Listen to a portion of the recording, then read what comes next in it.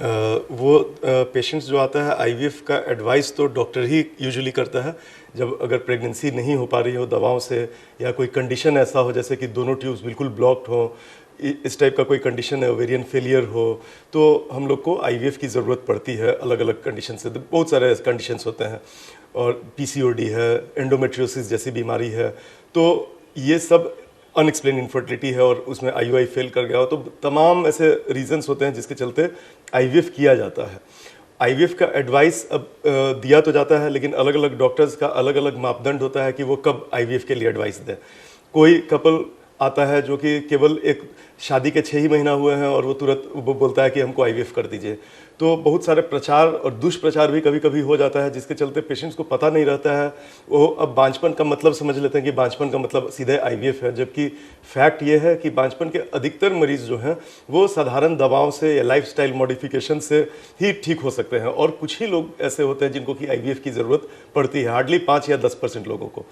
तो ये जानना जरूरी है कि हड़बड़ाएं नहीं, पहले ये जान लें, अगर ज़रूरत हो सेकंड ओपिनियन भी ले लें किसी डॉक्टर से, कि कोई डॉक्टर अगर एडवाइस किया हो आईवीएफ के लिए तो एक्चुअली आपको तुरंत आईवीएफ करवाना है, या आईवीएफ के अलावा भी और ट्रीटमेंट्स है जिसका मदद आप ले सकते हैं। तो ये अलग अलग डॉक्टर्स का मैंने बताया, कोई डॉक्टर्स 6 साइकिल तक भी आईयूआई ट्राई करते हैं, कोई डॉक्टर का मापदंड है कि नहीं 35 साल के बाद में बिल्कुल अगर आईवीएफ करना है तो एक डोनर ही से करना है। तो आप इसके बारे में, अपने कंडीशंस के बारे में जानकारी लें, सेकंड ओपिनियन दूसरे डॉक्टर से भी सलाह ले सकते हैं, जिससे तीसरे डॉक्टर से भी ले सकते हैं, ताकि आपको अपने कंडीशन के बारे में पता चल जाए और ट्रीटमेंट ऑप्शंस के बारे में पता चल जाए।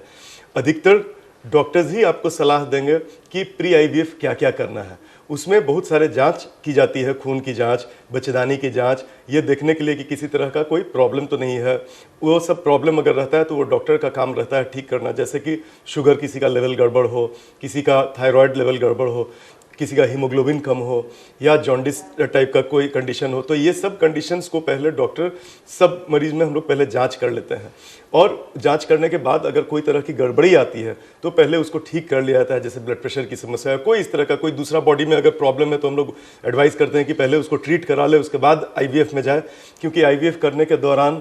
और अगर उससे प्रेगनेंसी हो जाता है तो फिर बाद में अगर कोई दूसरी बीमारी का ट्रीटमेंट करना हो तो थोड़ा डिफिकल्ट हो जाता है, चॉइसेस लिमिटेड हो जाता है। तो ये सब, अगर कोई बीमारी है, दांत का दर्द है, दांत उखड़वाना है, पाइल्स की समस्या, तो गॉल ब्लैडर में स्टोन हो, तो ये सब का पहले आप ट्रीटमेंट करा लीजिए, ताकि आईवीएफ के ट्रीटमेंट के दौरान भी दवाएं काफ़ी सारी दी जाती हैं, और प्रेगनेंसी के दौरान भी, चूँकि वो हाई रिस्क प्रेगनेंसी होता है, तो इसमें हम लोग को साथ साथ में और सारी दवाएं जो अगर चल रही हैं, जो कि पहले से भी हम लोग ट्रीट कर सकते हैं, उसको काम पहले उसका पूरा कर लिया जाता है। इसके अलावा खुद ध्यान देना चाहिए, कोई अगर ओवरवेट अगर है पुरुष या महिला, तो वेट कंट्रोल करके करने पे चांसेस बेटर रहता है प्रेगनेंसी होने का। कोई क्रॉनिक इन्फेक्शन है उसको पहले ठीक कर लेना है। लाइफस्टाइल हेल्दी रखना चाहिए, मॉर्निंग वॉक करना, बैलेंस डाइट लेना, किसी तरह स्मोकिंग या अल्कोहल का अगर किसी को लत लगा हुआ हो तो बिल्कुल उसको छोड़ देना चाहिए, इसलिए कि उससे प्रेगनेंसी रेट्स में काफ़ी अफेक्टेड होता है। तो हेल्दी लाइफस्टाइल रखना, स्ट्रेस फ्री रहना, ये सब मदद करता है हमारे बॉडी को